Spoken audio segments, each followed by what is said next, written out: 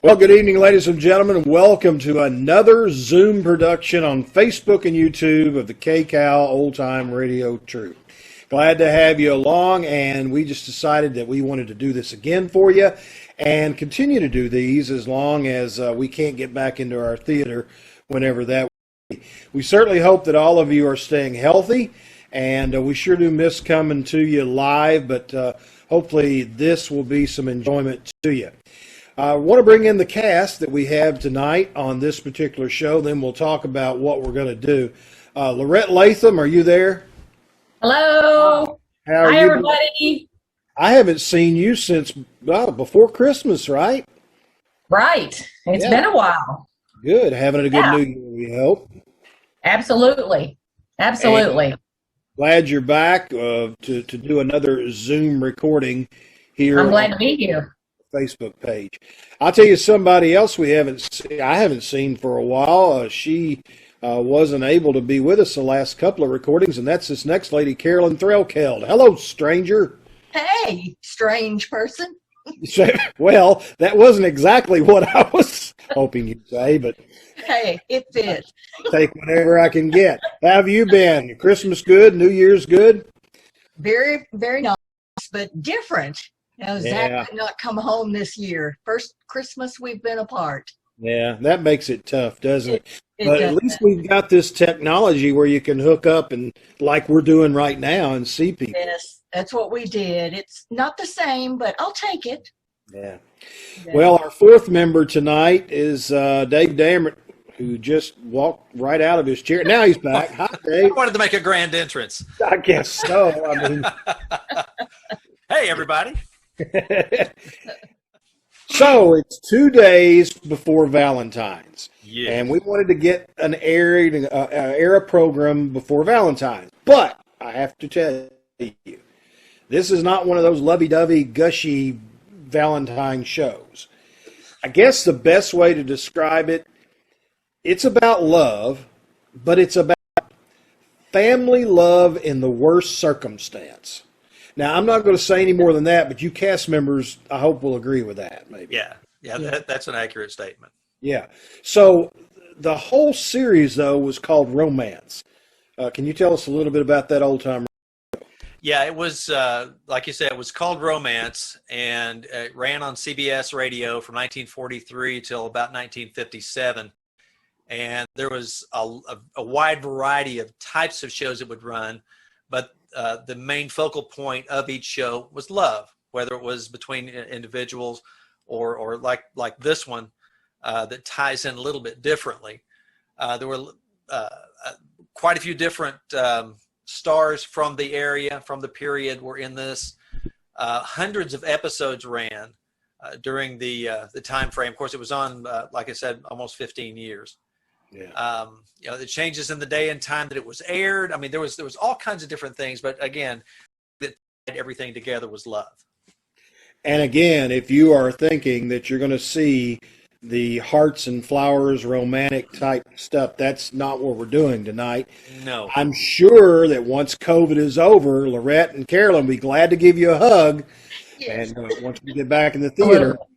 But tonight it's just a little bit different. So it's actually called the Valiant, and we're going to go ahead and try to perform that for you. And we just want to say how much we appreciate the fact that you are watching these, and we hope you'll share with your family and friends.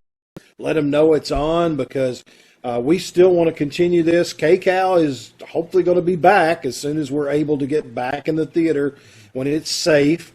And do what we can. But until then, this helps keep us in practice, doesn't it? It does. It does.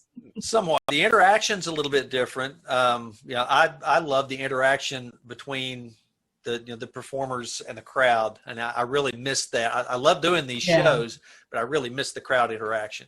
Yeah.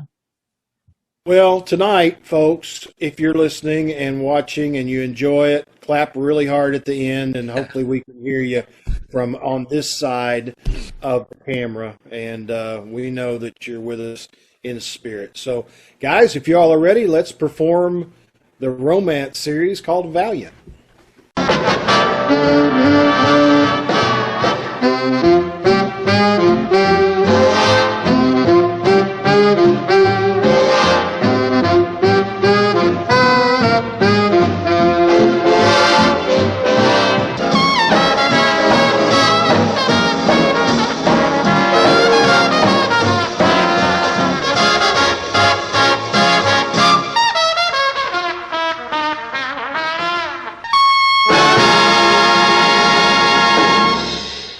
Colgate Tooth Powder presents the Theater of Romance. Tonight, Colgate Tooth Powder brings you the Valiant. Tonight and every Tuesday night, Colgate Tooth Powder brings you the Theater of Romance with your favorite players in your favorite stories and plays. Use Colgate Tooth Powder, keep smiling just right. Use it each morning and use it at night. And now, tonight's presentation, the Valiant.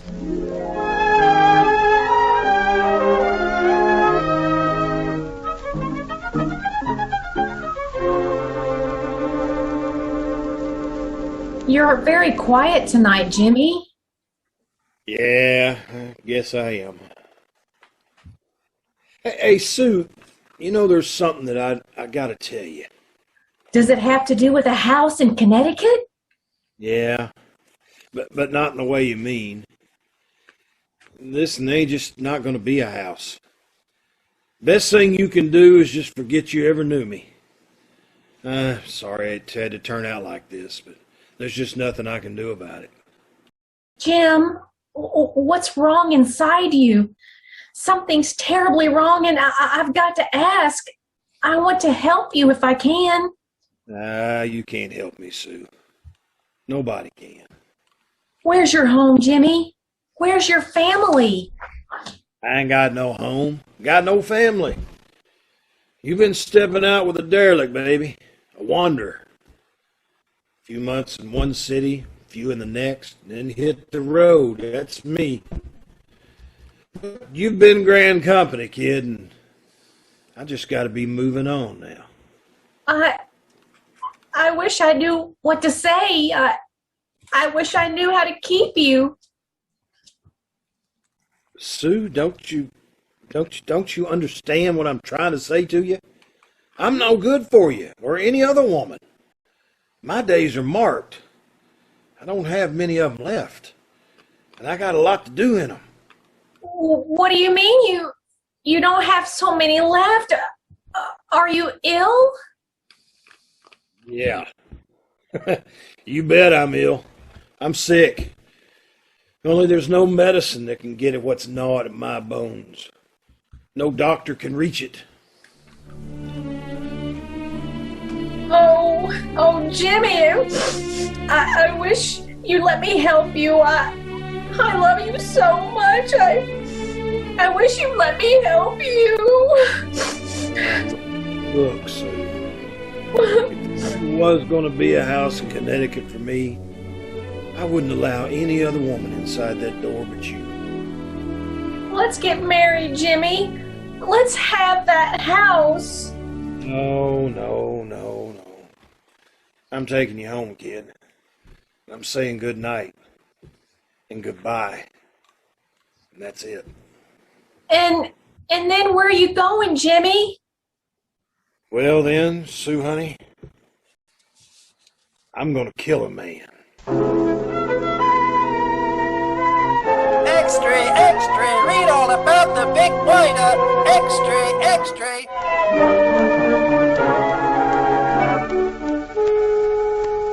I hope you don't mind my bothering you like this, Miss Rogers. My name is Claire Paris, and I've come to see you because I think you might be able to help me find my brother. I don't think I understand. Well, my brother ran away from home over 10 years ago. We've never heard from him since. My mother saw those pictures of James Dyke in the papers, and she's sure he's Joe. She says the resemblance is very striking, and I'm not sure myself because, I was only 9 when Joe left. I don't remember him too well. Jimmy can't be your brother. He has no family. Oh, I know. That's what he said in court anyway. But Mother thinks he might just be covering up so as not to disgrace us. Well, then when we saw your picture and read that you and he had been engaged, we thought you might be able to help us. But he can't be your brother. He always said he never had a home or a family. Oh, I can't go home without at least seeing him. You can't possibly see him.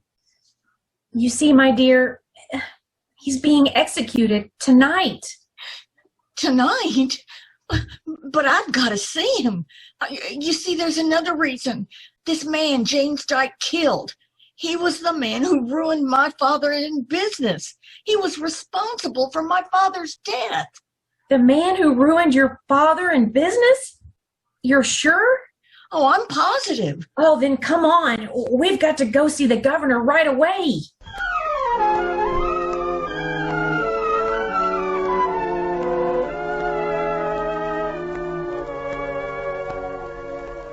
Sit Yeah, thanks, Warden.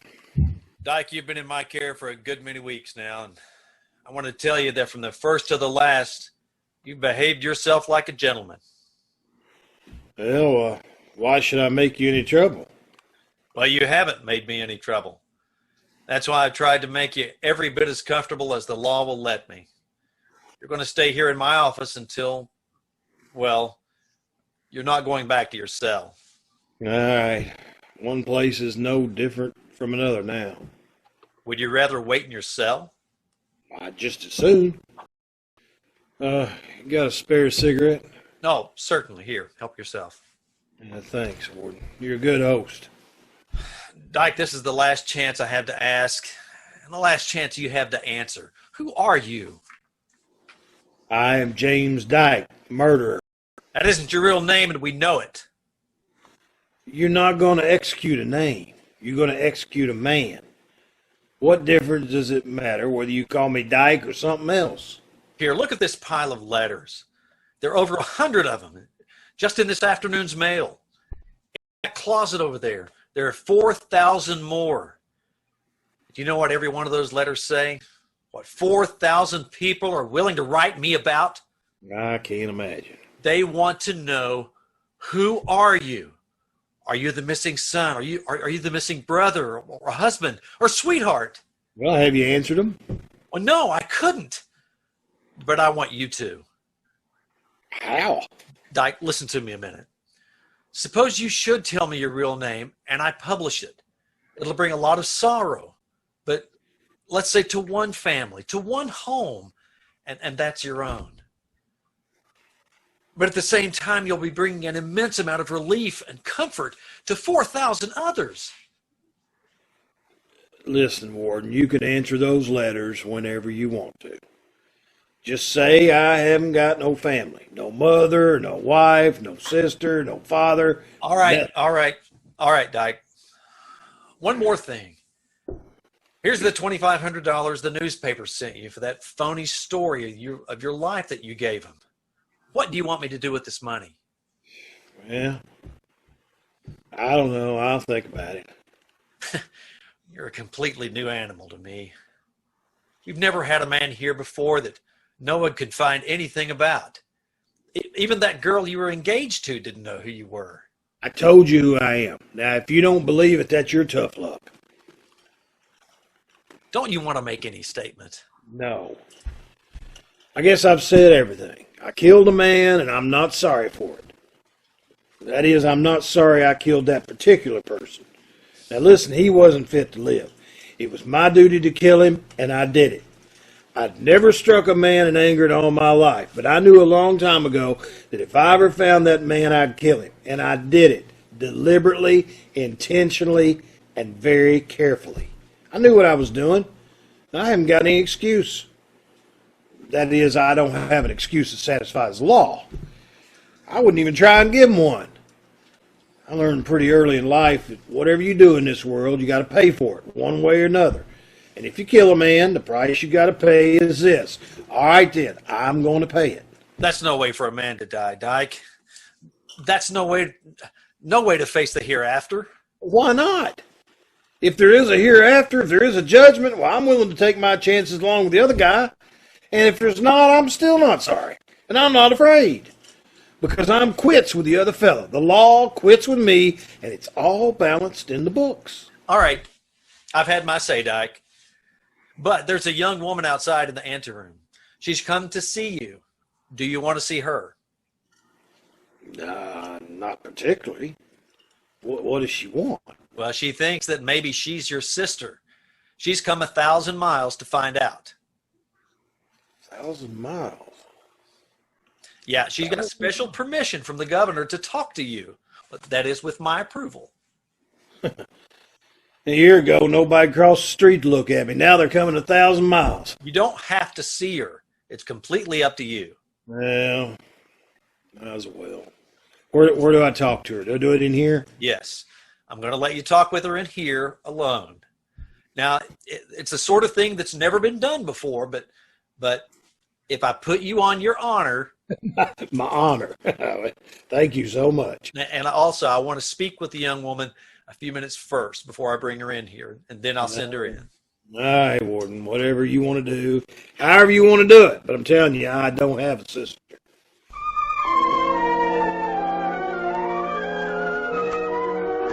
In just a moment, Colgate Tooth Powder will bring you Act 2 of The Valiant. But now, a word from Colgate Tooth Powder. It happens every day. Boy meets girl, boy loves girl, and girl loves boy. Then, just when the happy ending comes in view, a little breath of trouble comes along and romance goes on the rocks. Now, don't let that little breath of trouble, unpleasing breath, ruin your romance. If I were you, I'd do this. Brush your teeth night and morning and before every date with Colgate Tooth Powder. For Colgate Tooth Powder cleans your breath as it cleans your teeth. Yes, night and morning and before every date, because scientific tests have definitely proved that in 7 cases out of 10, Colgate Tooth Powder instantly stops unpleasing breath that originates in the mouth. As for cleaning, no dentifrice at any price will clean your teeth more quickly and thoroughly than Colgate Tooth Powder. Remember the name, Colgate Tooth Powder, with the accent on powder. And now, Colgate Tooth Powder brings you the second act of The Valiant.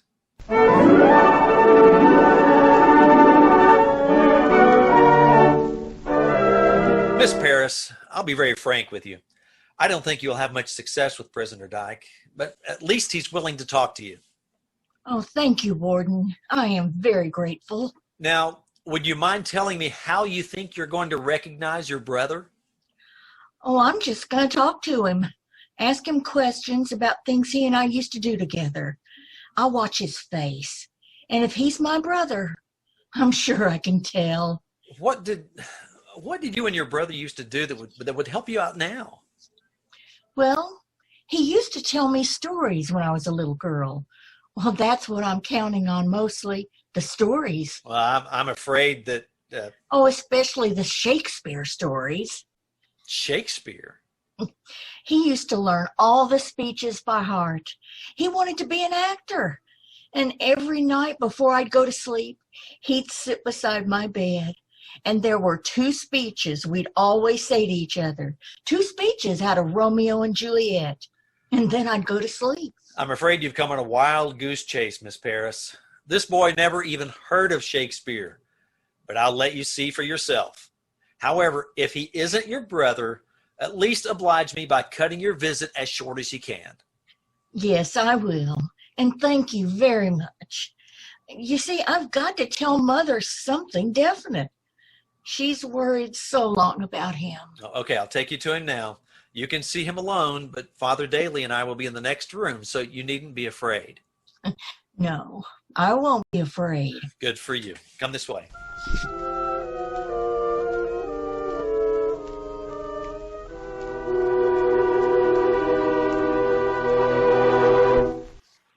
Well? Well, my mother wanted me to talk to you. Well? Well, you see, we hadn't heard anything of my brother Joe for such a long time, and Mother thought, well, after what we read in the newspapers, and So you thought I must be your brother Joe, huh? yes. Well, you can easily see I'm not your brother, can't you? Is your name really James Dyke? Yeah, that's my name. Miss, you don't think I'd lie at this stage of the game, do you? No, I don't think you would. Where do you come from? I mean, where were you born? Canada, but I've lived all over. But did you ever live in Ohio? No, never. Well, what kind of work did you do? What was your business? Well, I've been about everything a man could be, I guess, except a success. Do you like books? No, not very much. Oh, well, how about Shakespeare? Shakespeare? Are you kidding? No, my brother liked Shakespeare. Hmm. Well, did you ever want to be an actor? Me? I hope you don't mind my asking so many questions. Nah, I don't mind. I've gotten used to the questions. Do you know any poetry? Not very little. Okay. Do you know this? Thou knowest the mask of night is on my face. Else would a maiden blush bepain my cheeks for that which you don't know it. No. To tell you the truth, it sounds a little silly, doesn't it? Good night. Good night. Parting is such sweet sorrow that I shall say good night till it be morrow. What comes next? Well, I don't know. What does? I'm sorry. I'm sorry. You're not Joe, are you? Nah. I'm sorry I bothered you, but I had to come and find out. Thank you for seeing me. Goodbye. Hey, wait just a minute. Don't go yet. Yeah, I'm kind of surprised that your mother sent you on such an errand instead of coming herself. Why is that? Well, she's very ill. Oh, I see. It's all from worrying about Joe. Well, when you tell your mom that her son's not a murderer, at least he isn't this one, that'll make her feel better, right? No, I don't think Mother will ever be really well again till she finds out for certain where Joe is and what's become of him. Yeah. Yeah, I can understand that. What'd you say your name was? Claire, Paris. Claire Paris, huh? Yeah. That's a pretty name. Sort of unusual, though, isn't it? Paris. You know, I think I've heard that somewhere, too. Oh, well, it's just like the name of the city in France. Yeah. And your brother's name was Joe. Yeah. Joseph Paris. What's the matter? Hey, I know that name. Yeah. What was that boy's name? Wait a minute, I got it. Joseph Anthony Paris. Oh, well, that's it. That's his name. How did you know it? No, wait just a minute. Let me see. I'm all excited. Listen carefully to what I say. Don't interrupt me, because we've only got a few minutes, okay? Okay. I want you to get this straight so you can tell your mother. Now, you see, when the war came along, I enlisted, and I went overseas with the Canadians. You knew Joe? Now, wait a minute. See, early one morning, we staged this big trench raid, and there was this officer who had been wounded. It was coming back from a raid, and he was lying over there in a shell hole, under fire, you see. All of a sudden, there was this young guy, and he dashed out of the trench not far from where I was and went for the officer. And he got the officer in his arms all right, and he started back. Well, he'd only gone a few yards when this big 5.9 landed right on top of both of them. Oh. Yeah. Afterward, we got what was left, but the ID tag was still there, and that was his name, Joseph Anthony Paris. So, if that was your brother's name, then you can tell your mother that he died like a man and a soldier in France. And you were there. You saw it. Yeah, I was there. I saw it. Listen, if you don't believe what I said, all you have to do is write up to Ottawa and get the official report. Of course, the records sometimes get mixed up, but I've told you the truth. And it certainly ought to make your mother happy when she knows her boy died as a soldier, not a criminal. Oh, yes, of course it will. And it makes you happy too, don't it? Oh, yes, very happy. That's good. I'm glad I was able to tell you before. Hey, say, wait a minute. I'm going to give you something to take to your mother. Here, you take this envelope to your mom from me, and you tell her it's from a man who was in France and saw your brother die. It's kind of a memorial for him, okay? Oh no, we can't take this. No, I want you to have it. I have nothing to do with it myself. Oh, and you might do one more thing for me too. There's this girl named Sue Rogers. Oh yeah, I saw her before I came here. As a matter of fact, she helped me. Oh. Well, maybe pick out some little thing for you, will you? Maybe a bracelet or pin or something. Just something to remember me by, will you? You love her, don't you? Yeah. Oh, how could you feel like that about her and kill someone? Well, Miss Paris, there's some things that's got to be done no matter what the cost. Maybe I did what was wrong, maybe not. But from where I sat, it looked like the right thing, and it still does. He was a bad man. I know that. He once stole everything we had. My mother told me that. Yeah, he stole from a lot of people. Well, I guess I better go. Gee, I sure am glad you came, though. Mr. Dyke, could I... Oh. Thank you so much. Oh, thanks. Thanks for my last kiss. Goodbye. Hey, what's wrong? Well, I was thinking what I used to say to my brother for good night. I wish I could have said it to him just one more time for goodbye. Well, why don't you say it for me? I told you, but you said it was silly. Go on. Say it again, will you?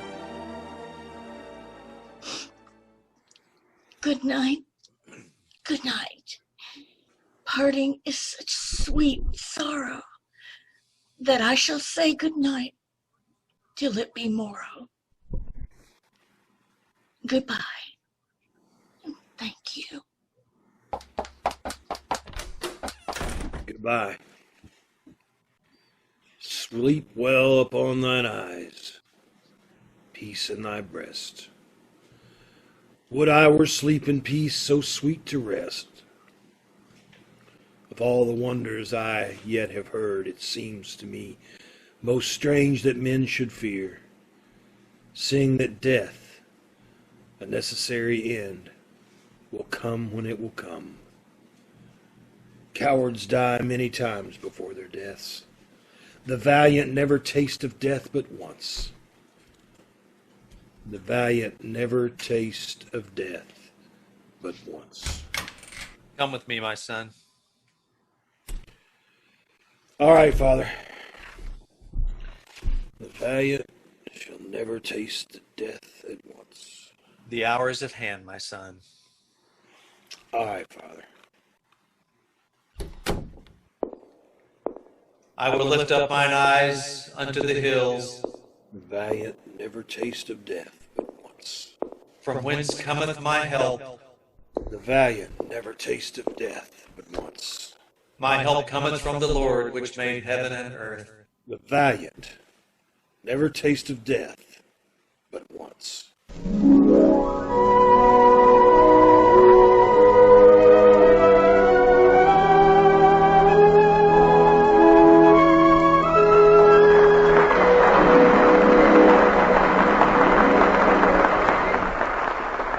Valiant by Robert Middlemess was adapted especially for this program in Holloway. The music was composed and conducted by Charles Paul, and the entire production was directed by Mark Loeb. And there you go, folks. We told everybody it wasn't going to be all lovey, kissy, and flowers, didn't we, guys? It was. Sure did.